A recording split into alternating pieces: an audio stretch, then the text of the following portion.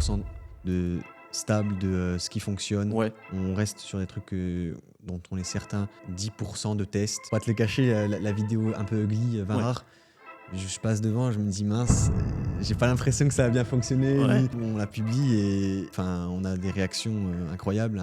J'ai encore un peu du mal à croire qu'il y a une réelle science dans la créa. On a dépensé plus de 700 000 € sur juste Meta, à plus de 10 000 € sur uniquement une seule créa.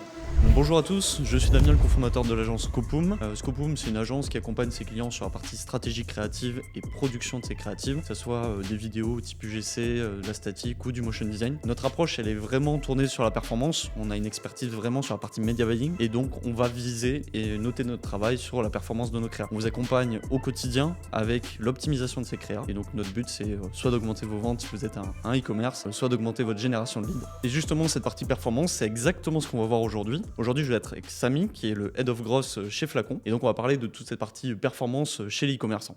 Samy, bienvenue. Merci d'être présent aujourd'hui pour nous parler un petit peu de ce que tu fais chez Flacon et aussi de qui est Flacon finalement. Justement, peut-être que tout le monde ne connaît pas Flacon aujourd'hui. Est-ce que tu peux nous expliquer qu'est-ce que c'est comme marque et aussi qu'est-ce que tu fais chez Flacon finalement? Déjà, Damien, merci beaucoup pour ton invitation. Alors, Flacon, qu'est-ce que c'est? C'est une marque e-commerce fondée en 2021, leader de la dégustation de vin et de spiritueux en France. On propose des coffrets de dégustation de vin, mais la particularité, c'est le contenant, qui est en fait un flacon de 50 à 100 millilitres en fonction si c'est du vin ou du spiritueux, et qui permet une dégustation à deux. On propose des vins qui ont été sélectionnés par un meilleur sommelier de France, meilleur ouvrier de France. Ça nous permet de proposer des vins d'exception qu'on ne pourrait pas découvrir dans ce supermarché ou dans notre caviste du coin. Ok. Et du coup, autour de nos coffrets, on propose toute une expérience de dégustation avec des vidéos guidées pour apprendre à mieux découvrir les vins, les spiritueux. Et du coup, notre cible en général, ça va plutôt être des femmes entre 25 et 50 ans qui souhaitent offrir un coffret de vin ou de spiritueux à leur conjoint ou à leurs proches en général. On propose aussi des calendriers de l'Avent, qui est vraiment un format qui cartonne en fin d'année sur le Q4. C'est On va en vraiment parler après. ça... Exactement, on va en parler après, mais c'est vraiment ce qui lead tout notre CA sur la fin d'année. Okay. Quelque chose qui plaît beaucoup.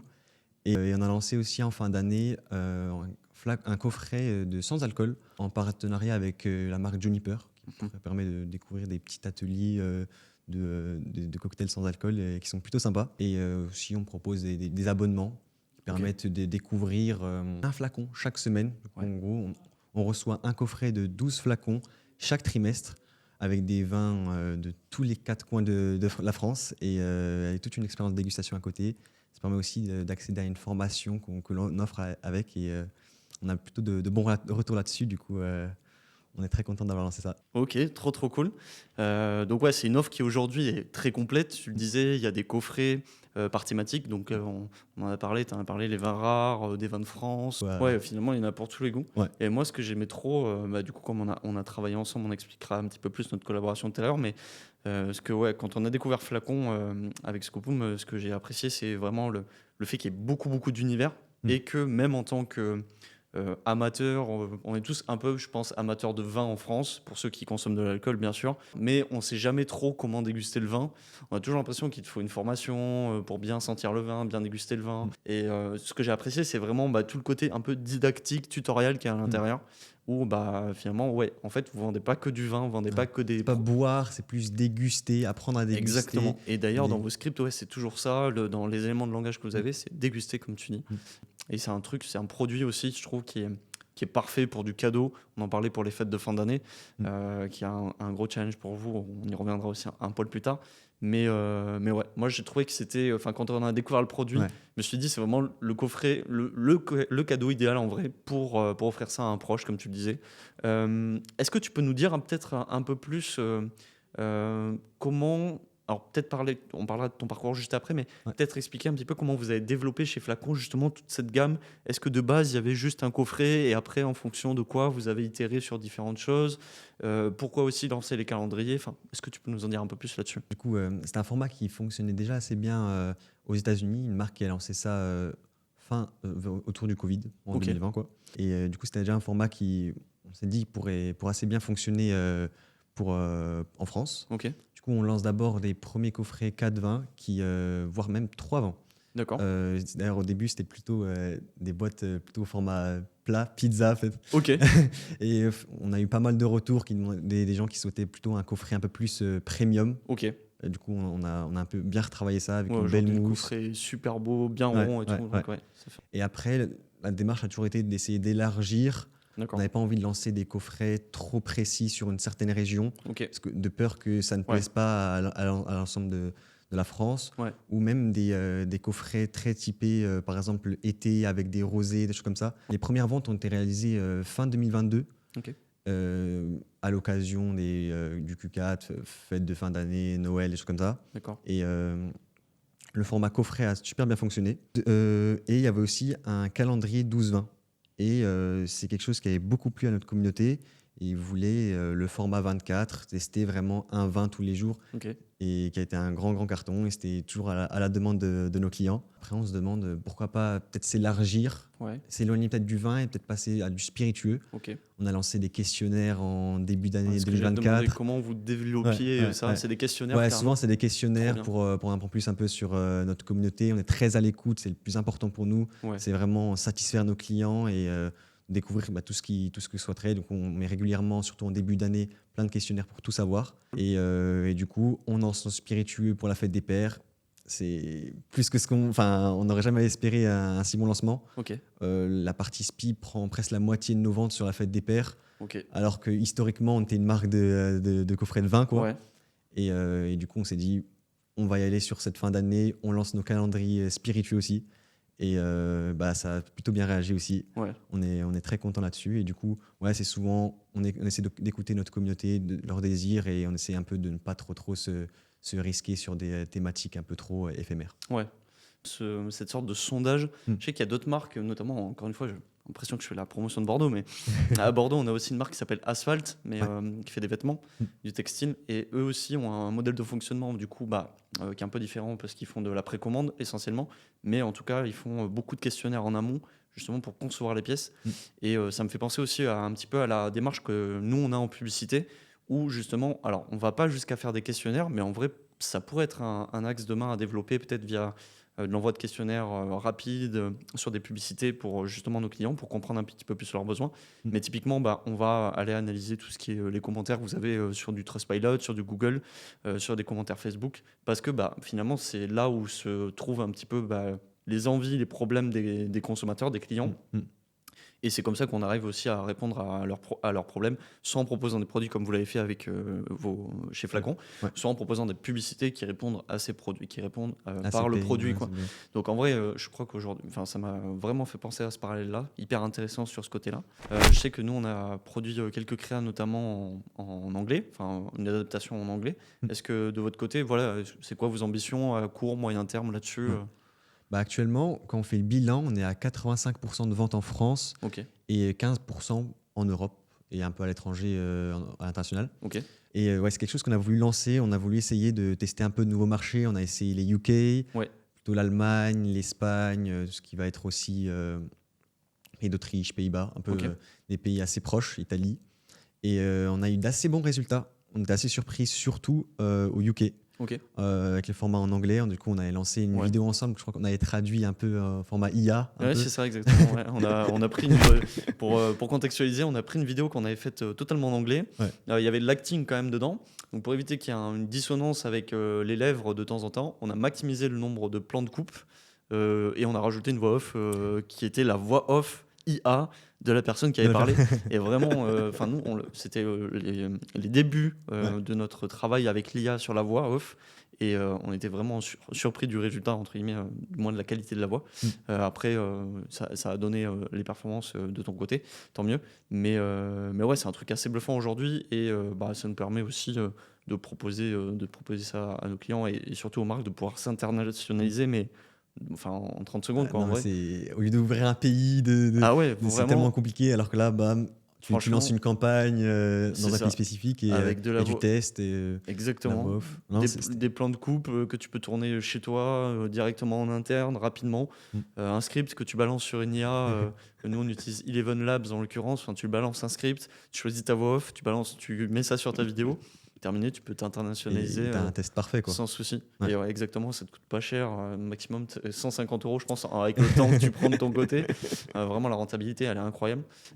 Sur la partie ads maintenant, puisque on va peut-être en profiter du coup pour que tu te présentes. Ça fait un petit moment que tu parles et que tu t'es pas présenté finalement. Est-ce que tu peux nous dire un petit peu ton parcours, ton histoire personnelle, tu vois, et puis aussi ton parcours avec Flacon, ce que tu fais aujourd'hui, un petit peu tes challenges que tu as eu aussi avec Flacon. Enfin voilà, nous raconter un petit peu comment ça se passe, quoi. Ah, complètement. Je rejoins Flacon en fin 2023.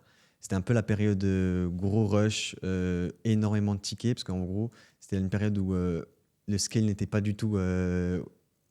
était beaucoup plus important que prévu. Ouais, pas de maîtrise derrière. Pas de maîtrise derrière. Un peu inattendu, quoi. Ouais, un x10 entre 2022 et 2023. Okay. Et du coup, je rejoins dans ce cadre-là pour faire le service client, quoi. Le projet m'a directement énormément plu. Ouais. Et je commence à m'intéresser à tout ce qui est media buying, tout ce qui est ads, CRM. Okay. Et je prends vite en compétence et on me le reconnaît directement. Et du coup, petit à petit, on m'a donné un peu plus de responsabilités. Du coup, maintenant, je m'occupe de tout ce qui est la partie acquisition, rétention client. Okay. Du coup, tout ce qui va être SMA, SEA, SEO, CRM, affiliation, des sujets un peu là-dessus. Okay. Avec la partie CRO aussi. Et la partie offre dans les différentes périodes de l'année un peu stratégiques. C'est vraiment l'aventure parce qu'on n'en a pas trop encore parlé, mais le Q4, c'est 80% de notre CA annuel. Okay. Le gros de l'année, c'est vraiment le Q4 et il faut quand même avoir les épaules solides. Est-ce que tu peux nous dire justement ce que toi tu mets en place depuis que tu es sur cette partie acquisition, comment ça a évolué un petit peu, tes sujets, les erreurs que tu as faites, les optimisations que tu as apportées, enfin un petit peu ton expérience, ton retour d'expérience là-dessus. Complètement. C'est notre pop-up. On avait une pop-up déjà, dès qu'on rentre sur le site, tu as une pop-up qui te demande ton mail, on fait plein de tests là-dessus, on découvre que le mieux c'est le cadeau. On offre un cadeau à la personne qui rentre son mail, un carnet de dégustation offert, des choses comme ça. Juste après, on lance une seconde pop-up, en gros une deuxième étape à la pop-up pour recevoir nos SMS. Et le SMS, ça fonctionne du tonnerre. C'est quelque chose d'assez incroyable. Et les taux de clic à 8%, ce qui est... du coup, sur ce début d'année, on a réussi vraiment à très bien optimiser notre embasement. En gros, là, ça a été un super bon hack. On a essayé de bien pousser tout ça avec quand même un assez gros volume de mails. Quand on y pense, on était plutôt autour de 800 000 mails, par exemple, mensuels. Wow. Ce qui est assez important. Et on s'est fait un plan. On arrive sur le Q4, on se dit comment on va gérer notre budget, quel est notre besoin de créa, qu'est-ce qu'on doit vendre. On a dit à peu près qu'il nous faudrait 5% de notre budget, en gros, ads, en budget créa. C'était à peu près notre chiffre cible. On s'est dit, si on est en dessous de 5%, c'est qu'on n'a pas assez de volume de créa. C'est ce qui est arrivé en 2023, et ce qui était un assez gros frein. Et si on dépasse les 10%, on s'est dit, on n'est pas sur la rentabilité. On n'est pas du tout sur la rentabilité, on n'est pas performant, quoi. On a dépensé plus de 700 000 € sur juste Meta. On a 85% Meta, après ça se divise entre Google Ads et TikTok Ads. Il faut qu'on trouve des nouveaux prestataires. On avait déjà quelques UGC avec qui ça avait très bien fonctionné. Et qu'on essaie de garder avec nous. Et on s'est dit, il faut on essaie de trouver peut-être une agence, d'autres créateurs. Et du coup, on a un peu essayé de sonder, on a répondu à quelques questionnaires et on est plutôt tombé sur une plutôt belle agence, Scopum. Enfin, ça commence à devenir intéressant, ça commence à être un peu long. Très cool. Et du coup, un super partenariat qu'on a lancé, du coup, je crois, autour de septembre. Ouais, de ce que je me souviens, on a les premiers contacts en août et on se dit qu'on bosse ensemble en septembre. Je crois que c'est ça. Et du coup, je crois qu'on a lancé 2 premiers concepts, je crois, sur le calendrier de l'Avent. Le calendrier de l'Avent, on les lance fin août. En précommande et l'audace.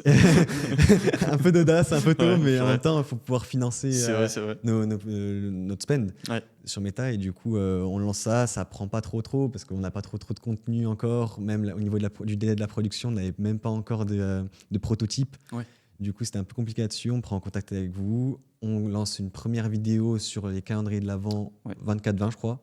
Exactement. Et concept dynamique, je crois, qui avait super bien fonctionné. Ça a vraiment lancé notre période Q4, notre période calendrier de l'Avent. Et ouais, on a été vraiment très satisfaits de tout ce qui a été. Comment la prise de contact s'est faite. Ouais. Et même tout ce qui a été accompagnement. Je crois qu'on a commencé par d'abord un petit call de. Ouais, c'est ça, il y a Un petit call un pour petit call pour briser la glace. Souvent, briser la c'est ce glace. qui nous permet de un petit peu comprendre si on va pouvoir matcher avec la marque. Mm. Il y a, je sais pas le pourcentage, mais il y a quand même pas mal de marques avec lesquelles on se dit, là, sur ce sujet, on pourra pas vous accompagner. Mm. Donc ça nous permet toujours un petit peu de savoir si on peut apporter quelque chose. Et après, nous, c'est le rendez-vous créa qu'on a fait avec vous trois, Ouais. si je me souviens bien. Et ça, c'est ultra important, je trouve. Et on le garde, même si on commence à avoir beaucoup d'expérience sur le sujet, mais on le garde toujours parce que et on préfère ça à un formulaire ou tu vois, un tally que tu peux envoyer avec remplissez ces informations, vos bénéfices et tout ça. Mhm. Parce qu'en vrai, en direct, en visio, tu as toujours la marque et ses salariés qui arrivent toujours à donner des petits mots-clés, des petites refs qu'on n'arrivera pas à trouver de notre côté. Et ou si on vous avait envoyé un tally ou un Notion à remplir ou un Typeform, vous auriez voulu le remplir rapidement et on serait passé à Vous côté. n'aurez pas eu les retours importants. Exactement, et puis on Clairement. peut rebondir, tu vois. Samy, toi, tu me dis un truc, je te dis, ok, et en parlant de ça, est-ce qu'on peut parler de ça aussi? Donc en vrai, je pense que ça nous prend un peu de temps, genre nous, c'est 30 à 45 minutes, mais en vrai, c'est les 30 à 45 minutes les mieux investis, je pense, sur la partie créa. Et très importante. Bah. Je connais des agences ou même des freelances qui vont pas du tout faire ça. Ouais, Et t'as pas après la même relation même d'alignement, je trouve. c'est sûr. On est aligné sur les Beaucoup plus de sujets, retours, je pense. on a bien discuté là-dessus et du coup, Ouais. vous nous faites une proposition déjà beaucoup plus adaptée et au final, C'est c'est un énorme gain de temps Oui, c'est quand on ça. y pense. Ouais, je pense que en fait, là où tu perds du temps sur la partie créa, ça va être sur les allers-retours. Mm. Typiquement sur les allers-retours sur le script, je pense qu'il y a beaucoup plus d'allers-retours d'ailleurs sur le script et la stratégie créative, etc., les concepts, Ouais. que sur la post-production. Parce que finalement, la post-production, il y a toujours une très grande différence entre un très bon montage et un mauvais montage. Ouais. Mais le gap est moins important et finalement, tu peux te satisfaire de quelque chose d'à peu près correct. Alors que sur du script, en fait, tout repose sur le script finalement, et on le dit souvent, concept et script. Et donc, en fait, je pense qu'un bon rendez-vous créa où tu arrives à bien être axé exactement sur ce sur quoi tu veux aller, c'est essentiel aujourd'hui. Et je pense que, en effet, ça nous a permis d'aller vite. Et si je me souviens bien, on fait donc ces 2 propositions créatives pour vous. C'était un test, hein. Nous, on fait toujours ça d'ailleurs avec nos clients. C'est rare qu'on demande, que les clients aussi veuillent s'engager avec nous directement sur plusieurs mois. Ouais. Veulent Logique. tester. Ouais, il y a beaucoup de concurrence sur le marché. Mm. Et puis, moi, de mon côté aussi, je le vois quand on passe par des prestataires, on teste toujours un premier pack, une première presta.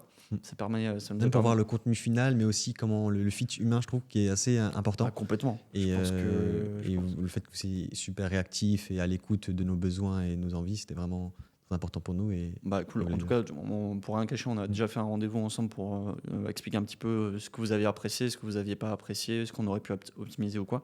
Donc on a bien noté tout ça de notre côté. Pour le coup, je pense qu'on n'a jamais eu autant d'éloges que vous, donc c'est trop bien. C'était un rendez-vous ultra cool.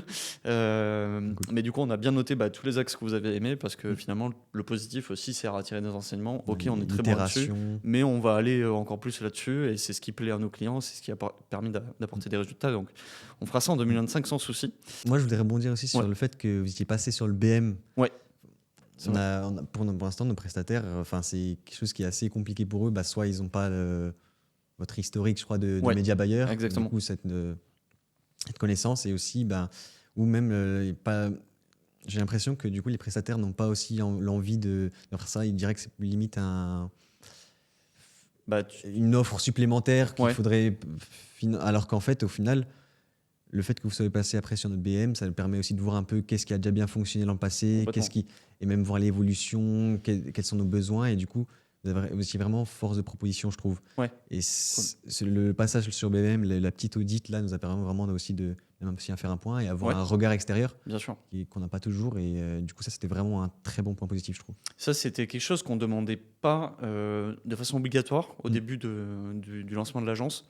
Et au final, maintenant, on l'impose. Vraiment, c'est une condition. Alors, on signe des accords de confidentialité et tout ça, parce que c'est normal, on ne va pas diffuser les chiffres des marques qui ne veulent pas. Je trouve qu'aujourd'hui, si tu n'as pas cette analyse des résultats, cette compréhension aussi de la performance, qu'est-ce qui fonctionne, pourquoi ça fonctionne, parce que qu'est-ce qui fonctionne, honnêtement, en briefant une personne en 30 secondes, je lui dis ça, c'est le bon chiffre, ça, c'est le mauvais chiffre. elle va trouver ce qui fonctionne. Après, il faut comprendre pourquoi ça fonctionne. Donc, si nous, on n'a pas ça, déjà, nos premières propositions, elles vont être moins pertinentes. Et tu l'as dit tout à l'heure, je pense qu'on perd du temps important. Et, Toujours dans cette démarche d'itération, il faut quand même prendre en compte ce qui a déjà bien fonctionné. Ouais, totalement. Et si tu t'en prives, c'est quelque chose que complètement. tu peux pas construire sur l'avenir, du coup. Et très important. Ouais, totalement. Et souvent, on a des marques qui nous contactent pour avoir du contenu différent, avec des messages différents, etc.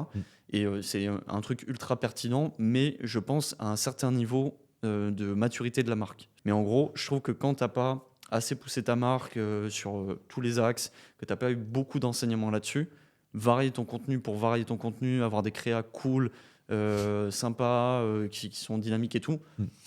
Bon, ça peut être cool, ça peut être sympa à montrer à ton N+1, tu vois, en gros. Mais sur le papier, quand tu vas lui montrer les résultats, ce sera moins sympa, je pense.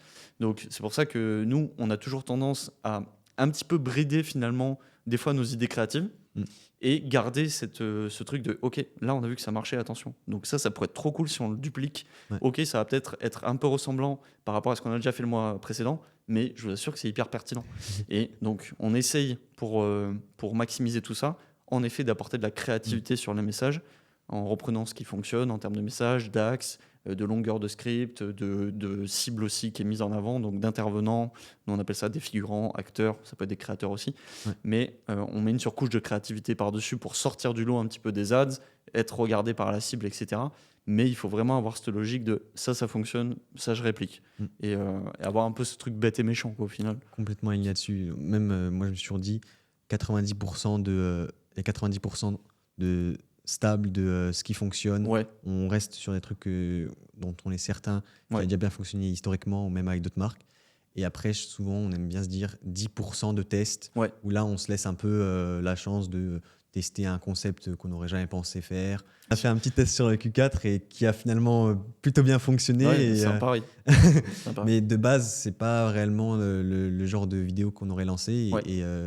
Il faut quand même se laisser 90-10, je pense, c'est un bon. Je pense que c'est une bonne répartition. 90% basé sur de la data, du scientifique, 10% sur je vais voir d'autres axes, d'autres concepts, d'autres formats. Je trouve que c'est une bonne répartition. Justement, sur cette partie créa, c'est quoi ta réflexion aujourd'hui de manière globale pour Flacon ? Qu'est-ce que tu attends ? Qu'est-ce que tu recherches ? C'est quoi aussi comme tu as une grosse connaissance aussi là-dessus, c'est quoi aussi ton point de vue, comment va évoluer la créa, comment toi tu penses que demain tu vas réussir à toucher tes prochains clients ? Tout à fait. Déjà, l'un des principaux learnings quand même, c'est qu'on a en gros, nous, ce qu'il faut mettre en avant, c'est notre produit. Je connais d'autres marques qui vont plutôt mettre en avant les promotions, les offres, le gain d'argent. Je pense à beaucoup dans un sens qui va vraiment mettre les offres en premier plan. Nous, ça va vraiment être le produit. C'est quelque chose qui fonctionne bien. Et après, je dirais qu'il faut s'adapter un peu au trend actuel. On a bossé sur quelques vidéos de POV, par exemple, un peu des vidéos assez typées TikTok, assez organiques et qui, au final, fonctionnent plutôt bien. Et aussi, toujours garder ces vidéos un peu dynamiques, bien bossées, bien straight to the point, où on comprend notre proposition de valeur, quels sont les avantages, et à quel point ça satisfait des clients, quoi. Pas encore suffisamment, j'ai l'impression, pousser la partie homme qui découvre des coffrets, qui ouvre un coffret, qui est assez... Sinon, on a fait un test aussi, je crois, sur le Glee, la vidéo Glee, là, où tu as un format un peu plus naturel, un peu plus typé UGC, filmé à l'iPhone, qui n'est pas tant retravaillé que ça, et qui a aussi passe assez bien en organique. Du coup, nos coffrets sont en général consommés par des couples, ou en famille, et du coup c'est quelque chose qu'il faudrait même qu'on réussisse à faire transparaître sur nos créas.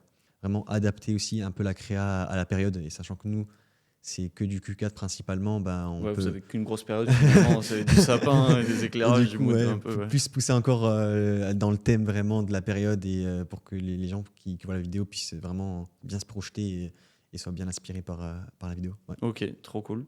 Et en matière de volume, toi tu penses que... Est-ce que il y a quand même une trend aussi sur cette partie-là du volume, où on a tendance, nous avec les clients avec lesquels on bosse, on a tendance à voir que c'est le volume un peu qui gagne, tu vois, en termes de créa. Plus tu as de volume, plus ça paraît logique aujourd'hui, mais limite plus de volume que de qualité. Et donc plus tu as de volume, plus tu as de chances de réussir. Est-ce que toi tu T'es un J'y peu dans crois cette dynamique, complètement. Moi, j'ai encore un peu du mal à croire qu'il y a une réelle science dans la créa. Je Ouais. trouve qu'il y a des basiques à suivre. Ouais. Et derrière, moi, je pense que vraiment, c'est construire du volume. C'est le volume ce qui permet après l'itération. Ouais. Par exemple, quand on lance, pour pas te le cacher, la vidéo un peu ugly, vin Ouais. rare, je passe devant, je me dis mince, j'ai pas l'impression que ça a bien fonctionné. Ouais. Limite, je me dis, est-ce qu'il faut la publier, des choses comme ça. Bon, on la publie et on a on a des réactions incroyables. Un hook rate Ouais. qui était 2 fois plus important que nos autres vidéos habituellement. Ouais. Et c'est quelque chose alors que on a quand même un certain historique de créa lancée, on a l'impression quand même qu'on avait une bonne idée de ce qui fonctionne et Ouais. ne fonctionne pas. Et au final, on se rend compte que tu lances quelque chose et à tout moment, ça peut cartonner. Ouais. Du coup, moi, je serais plus poussé Sur sur le le volume, tenter un maximum de choses. Toujours avec le 90-10, Ouais. 90 de quelque chose qui fonctionne pour tes concurrents, pour ton industrie, ou ce qui a déjà fonctionné bien pour toi. Mhm. Et après, 10% de test un peu. Et ouais, j'y crois énormément au volume. Ok. On peut réellement scaler un énorme budget sur uniquement une Ouais. seule créa. C'est quelque chose qu'on ne pensait pas possible. On pense toujours qu'il y aura un trop gros taux de répétition. Ouais. On s'est dit, ça. Et au final, on les scale petit à petit, quotidiennement. On suivait vraiment les perfs au jour le jour et petit à petit, on l'a scalé. Et on arrive, je crois, sur une fin d'année, mi-décembre, je crois, à plus de 10 000 euros sur uniquement une seule créa.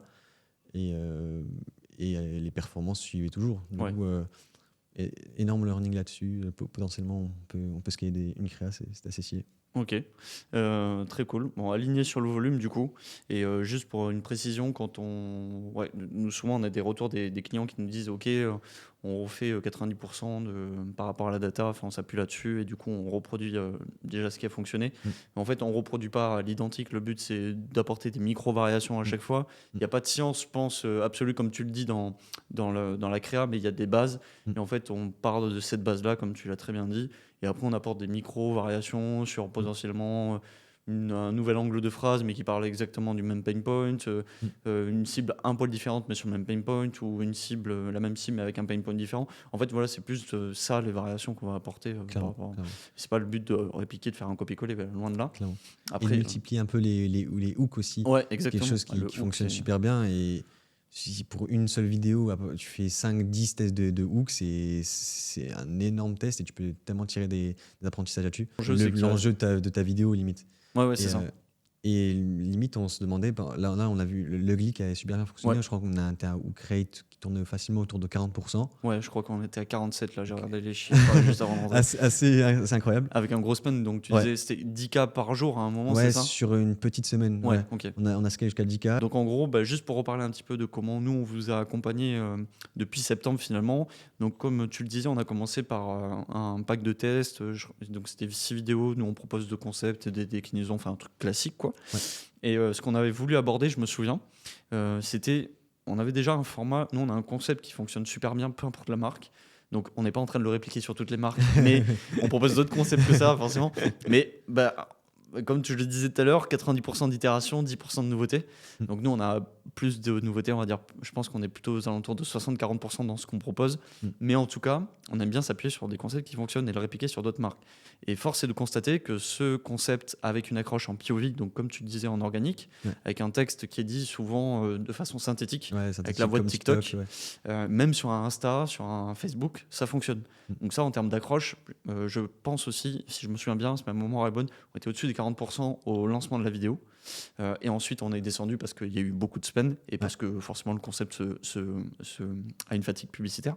Mais pour nous, c'est un des hooks, des hacks de hooks incroyables quoi. Qui a super bien fonctionné sur ce fin. Et ça permet aussi, je trouve, textuellement, donc on peut sortir le POV. Le POV, c'est juste une manière d'identifier un concept organique. Mais on pourrait très bien le faire juste avec un texte fixe. Et d'ailleurs, on l'a reproduit déjà sous cette forme-là. Un texte fixe où tu marques le problème de ta cible, un petit peu comme un post-it finalement. C'est pour ça aussi que le post-it fonctionne bien généralement, parce que tu marques le pain point de ta cible ou le bénéfice qu'attend ta cible directement. Directement, la personne s'identifie un peu. Exactement. Dit, et en fait, tu fais, attends, okay. Comme DiCaprio là quand il s'arrête. Here I come. Here I come. Ça m'intéresse. Et donc, du coup, en vrai, je pense aussi que c'est un petit peu la raison du succès de ces 2 créas. Et c'est pourquoi après, on a enchaîné sur d'autres créas. Et d'ailleurs, on a répliqué ce concept POV, qui a bien fonctionné aussi, si je me souviens bien, sur des packs de spiritueux, parce qu'on a commencé sur le vin. Ouais. Et C'était des vidéos un peu plus thématisées C'est Noël, ça. mais en gardant le format la POV pour les hooks, Exactement. et qui a super bien fonctionné. Et ensuite, on a enchaîné sur ce que nous, on appelle un UGC dynamique, donc avec une actrice, et qui va parler avec face caméra, de manière très dynamique, très punchy, très publicitaire. On est au courant, après avoir vu le hook, le POV, qu'on est sur de la pub. On est clairement au courant de ça. Mais le but, c'est de jouer sur ce format dynamique et un script bien travaillé, un travail entre la marque et l'agence, pour garder le client jusqu'au bout et qu'il achète finalement. Donc ça, c'est pour ça que souvent on nous dit qu'il faut produire des créas qui sont ultra authentiques, et nous on est les premiers à dire ça. Mais en vrai, une créa qui joue le jeu de la publicité, qui dit je sais mec que t'es en train de regarder une pub, mais en vrai la façon de l'actrice c'est assez bien présenté, vas-y, je regarde jusqu'au bout. Et en vrai ça marche. Donc il faut jouer des fois sur le côté ok, j'assume totalement que c'est une pub et tu vas manger une pub, mais attends, parce que ce que j'ai à te présenter c'est un truc cool et ça va te plaire et tu vas l'acheter. Donc c'est ça là-dessus qu'on avait parlé. Avant le Glee, donc qui était un des derniers concepts qu'on vous a proposé pour finalement quasiment fin novembre, début décembre, je crois. On les a lancés limite début décembre. Ouais, c'est ça. Et on a proposé aussi un format qu'on appelle POV-Cam, donc où on a plutôt une sorte d'immersion avec finalement la caméra à la place des yeux de l'actrice. Et là, c'était toujours de façon très dynamique. Et c'était assez intéressant parce que du coup, on se place à la place de la personne qui va recevoir le cadeau. Et on a trouvé ce concept intéressant. Je pense que ça a moins bien fonctionné que les autres concepts. Ouais, je crois que c'était sur les coffrets rouges. Ouais, et il y a aussi sur les cocktails. Et sur les cocktails aussi. Sur les cocktails aussi, on a fait ce concept. Mais en vrai, nos publicités en général là sur les cocktails n'ont pas ultra bien fonctionné. Ok. Peut-être c'est plus aussi au niveau du positionnement prix ou du positionnement. C'est quelque chose que vous allez continuer de faire, le coffret cocktail. Ouais. Ok. Mais on va essayer d'itérer là-dessus. Peut-être un autre angle, d'autres angles, je pense, publicitaires à essayer de trouver. Peut-être que c'était pas la bonne solution, en tout cas. Faudrait se replonger dans les stats pour vraiment analyser ça. Et donc, on avait proposé ce concept-là. Et ensuite, on est arrivé sur le Glee. Alors, le Glee, honnêtement, c'est un concept qu'on avait pensé au tout début, quand on a travaillé avec vous. Et avec Margot, et même notre créatrice stratégiste à côté, on s'était dit, pour une première collaboration, je suis pas sûr. Un peu risqué peut-être. Un peu risqué, parce qu'on avait bien mis l'accent sur le fait que vous aviez un produit esthétique, on l'a encore dit, qui est très avec un packaging premium. On parle de vin, on parle de spiritueux. Il y a quand même une sensation un petit peu de premium, de luxe. Clairement. Donc on s'est dit, ça nous semble un peu tôt pour proposer ça à la marque, et on anticipe aussi ce genre de choses. Et en gros, ensuite, on a simplement tourné une vidéo comme on aurait pu la tourner entre potes un samedi soir. D'ailleurs, je crois que c'était vraiment un samedi soir. Et la lumière était éclatée. On était en plein hiver, donc 16h30, il faisait nuit à Bordeaux. C'était cata. Et on s'est dit, c'est le décor parfait. En fait. Ça va être très très moche à l'écran. Le Glee, c'est un concept, pour ceux qui veulent tester ensuite, qui est très simple à produire. Dans la façon de filmer, pas du tout simple à écrire en script, parce que souvent on vient un petit peu de challenger lors du tournage, et en plus simuler de l'authentique, c'est très compliqué. Quand même, hein. C'est ultra compliqué. C'est plus difficile, je pense. Et le montage ensuite, c'est un peu galère aussi, parce qu'il faut choper vraiment les bonnes réactions, celles qui sont normales. Ils étaient au courant qu'on filmait, donc il y avait des trucs qui étaient surjoués, on pouvait pas les mettre. donc à un moment, c'est le souci de multiplier aussi les figurants peut-être. Exactement, tu as des réactions un peu de tout le monde, des voix un petit peu de partout, et au final, on a réussi à sortir quelque chose dont on était content, et du coup qui a bien spend, qui est je crois actuellement la meilleure créa du compte sur les derniers mois. Ah oui, sur l'année. Sur l'année aussi, ok. Et sur un minimum 2 ans surtout. Parce que par exemple, les créas qui avaient très très bien marché en septembre quand on a commencé, qui ont une bonne perf, mais si on regarde la courbe, à un moment il y a un essoufflement, on fait une fatigue publicitaire, elles ont encaissé je sais plus combien de dizaines de milliers d'euros, et donc forcément ça se fatigue. Et donc celle-ci a vraiment encaissé sur un très peu de temps. Beaucoup de spend, et donc c'est ultra intéressant de voir aussi que ce genre de format fonctionne. Et surtout, ce que je trouve qui est intéressant, on en a parlé aussi quand on avait fait notre point, c'est que en fait un compte publicitaire qui est gagnant, c'est un mix vraiment de tous les concepts. Vous avez eu de la statique aussi, vous avez travaillé un autre prestataire sur la partie statique, mais ça a apporté un petit peu de compléments sur la partie vidéo, des gens qui avaient déjà été exposés forcément à nos vidéos ou à des vidéos du GC que vous faites en parallèle aussi. C'est ultra important d'avoir des UGC entre guillemets stéréotypés, sans que ça soit négatif, mais classiques, et d'avoir des UGC un peu plus produits, des choses un peu plus amatrices comme on a fait avec la Ugly, des statiques. Enfin, je trouve Il que faut multiplier un peu les axes toujours créatifs, comme ça après tout à fait, ouais. on s'y retrouve et même on peut booster du coup ce qui fonctionne un peu moins. Et c'est toujours avoir un bon mix pour qu'après les personnes passent, du coup, voient plusieurs types de publicités et puis c'est un peu qu'on puisse un peu toucher chaque fois la personne Ouais. avec le format qui lui convient, quoi. Ouais, Et complètement. du coup, En fait, il faut vraiment avoir en tête, et ça c'est assez compliqué des fois Mm. quand on est e-commerçant, qu'on a plein de sujets en tête, comme je pense Clément, qui si jamais il arrivait là à ta place, il serait peut-être pas de suite chaud sur la créa, et puis c'est normal, parce qu'en fait c'est vraiment un apprentissage, un historique, une expérience qu'il faut avoir, c'est que en fait à moins que ça soit un produit ultra cheap et ultra consommable directement, Mm. mais ton prospect il a besoin de de le voir plusieurs fois. beaucoup Parce qu'on- d'impressions. voilà, Et le donc, nombre de répétitions qu'on voit, il est énorme sur nos clients, Exactement. mais au final, c'est ce qu'il faut. Il faut montrer la vidéo peut-être 30 fois et la Exactement. 30e fois, ce sera la fois suffisante, quoi. Et pas forcément la même vidéo, pas forcément au même moment, pas forcément avec le même argument. Mm. Donc il faut vraiment prendre tout ça en compte. Ah, c'est tout un bouquet, quoi. Et c'est là aussi où des coûts par achat, des coûts par ajout au panier, des coûts par lead sont des bons indicateurs de performance. Ok, ça c'est mieux que ça, Mm. mais il faut avoir une réflexion plus globale en mode Clairement. ok, cette personne qui a acheté à 3 euros aujourd'hui. Bon, peut-être que j'ai dépensé 200 ou 300 euros déjà sur elle. Ça me permet d'embrayer. Je pense qu'on n'a pas parlé de cette partie, mais c'est important aussi. On dit que le media buying est en train de diminuer dans sa gestion, du moins que il y a moins de pilotage à avoir. Il y a quand même des structures à respecter. Toi, c'est quoi ta structure aujourd'hui que tu utilises pour Flacon? Comment tu processes ça? Est-ce que tu as différents types de campagnes, différents objectifs? Yes, complètement. Du coup, on fait tout le temps en termes d'audience. Au Ouais. début, on se fixait un peu on essayait de faire un peu du retargeting, un peu d'audience broad. Après, on essayait de se spécifier après sur un certain persona. Ok. Et au final, de ce qu'on tire, en tout cas le temps investi, le plus important en gros, c'est de faire du broad. C'est ce qui fonctionne en gros pour nous. Ok. Sinon, après, on a lancé plusieurs types de campagnes. Et ce qui fonctionne chaque fois pour nous, c'est on lance une créa dans un ad set. Ouais. Tu mets toutes tes différentes variations, quoi. Ouais. On essaie en gros, je sais quand on travaille avec vous, on était autour en général de 3, 4, 5 versions. Ouais. Et après même, on essaie d'élaguer Ouais. la vidéo Ouais, pour, c'est top ça. pour encore générer peut-être potentiellement 3, 4 hooks supplémentaires. Bien sûr. Comme ça, on a un bon gros mix. On les met en compétition. Et après, on en tire une winneuse. Et souvent, en tirant une winneuse, après, on la met dans une grosse AS Scale. Et au final, c'est quelque chose qui n'a pas tant fonctionné que ça. Ok. La AS Scale, on n'a pas réussi à bien la scaler sur la fin de l'année. Du coup, finalement, on laissait les vidéos dans la BO Ok. de test initial. On désactive celles qui ont perdu. Et en gros, ça nous permettait, le problème de la AS Scale, j'ai l'impression que ça permet de pousser 2, 3, 4 types de concepts maximum. Ouais. Parce qu'en gros, il va allouer le budget à quelques créas et toutes les autres, il va les ignorer. Alors que le fait de garder une ABO, ça nous permettait d'avoir un grand nombre d'adsets actifs et du coup de multiplier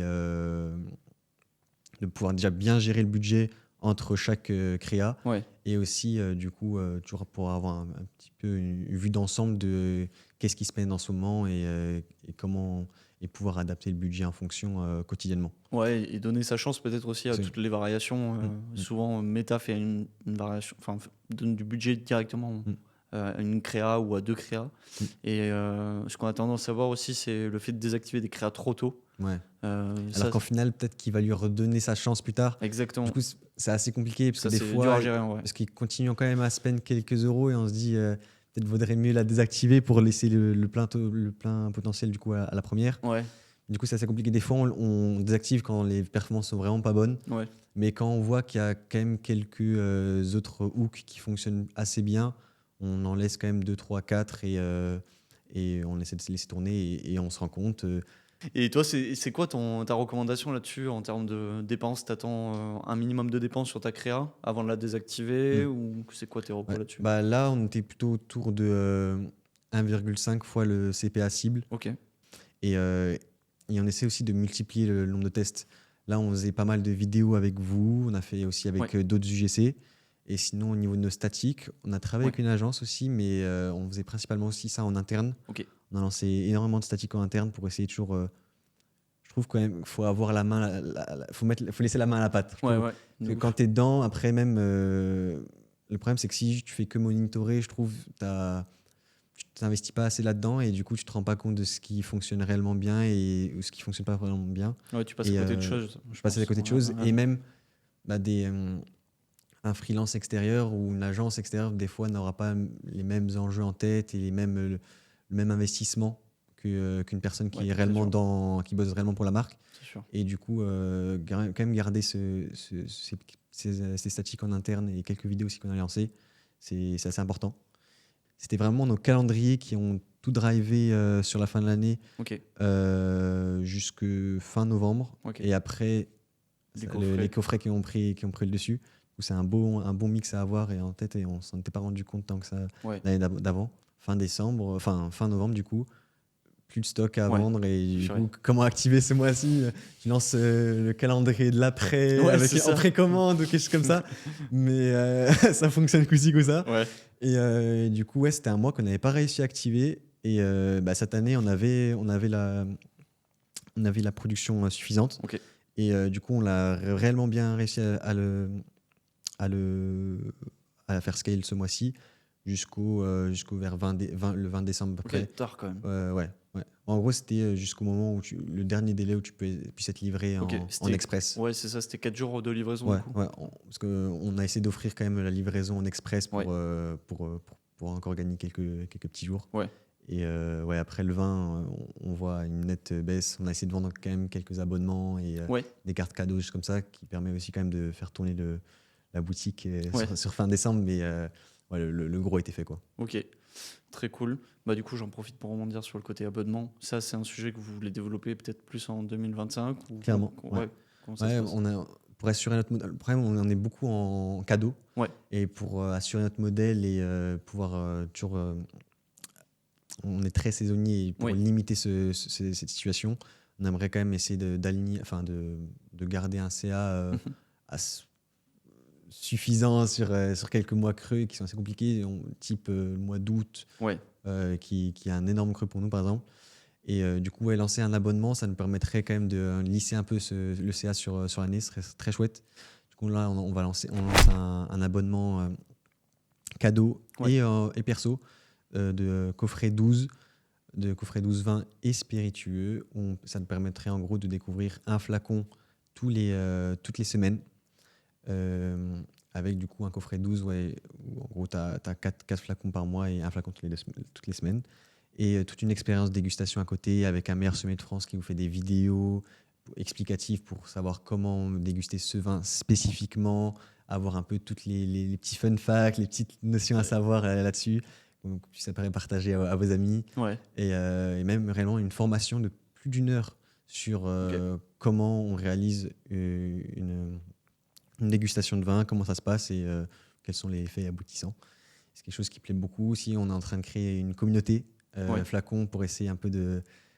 C'est quelque chose qui plaît beaucoup. On s'est rendu compte, on a eu pas mal de retours de gens qui souhaiteraient par exemple déguster les calendriers de l'Avent tous en même temps.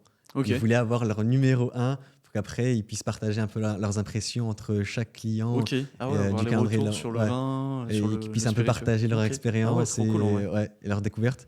Et c'est quelque chose qui plaît beaucoup, qui a l'air de beaucoup plaire. Et du coup, on a vraiment lancé un petit club flacon pour partager un peu nos impressions sur les produits. C'est quelque chose qu'on va mettre en place et qui sera aussi lié à cet abonnement. Trop bien. Et quelque chose qui, on espère, fonctionnera bien. Et on aimerait bien après, du coup, ça nous permettrait de lancer des nouveaux produits derrière avec toujours plus de vins découverts, des petites pépites des vins de France qu'on pourrait aller chercher, ou même des vins à l'étranger qui pourraient être très sympas à découvrir. On ne sait pas du coup de quoi sera fait demain, et on a extrêmement hâte de la suite et aussi de notre partenariat, bien sûr. Trop cool. Qui s'est super bien fonctionné en 2004. C'était vraiment l'un des points phares, je trouve, de notre année. Cool. Trouver des partenariats forts qui nous permettent un peu de nous alléger d'une certaine charge mentale réellement, et du coup on a hâte de lancer période Saint-Valentin, on a déjà lancé Ouais, quelques c'est vrai, on est déjà sur le concepts boulot. qu'on va faire On est ensemble. déjà sur le boulot, il va falloir qu'on coupe vite le podcast pour y retourner. Et ouais, sur la fête des pères et la Saint-Valentin, enfin, et le Q4 qui va être encore plus fou, j'espère. J'espère aussi. Franchement, c'était un gros Q4 de 2024 et 2025 s'annonce fort aussi. Bon, top. Bah écoute, merci beaucoup Samy d'avoir répondu à toutes ces questions. C'était très cool de pouvoir partager ensemble un petit peu, même moi, même nous qui avons travaillé ensemble sur Flacon, surtout sur la partie créa. On n'avait pas tous toute cette historique, c'est ultra intéressant et ça nous servira, je pense, aussi dans la création des prochaines créas. Et donc merci beaucoup pour ça. Et puis nous, on se retrouve, j'espère, très vite pour un prochain podcast avec un autre e-commerçant ou une autre marque qui veut faire de la lead generation et donc doper son acquisition grâce à des créas surperformantes.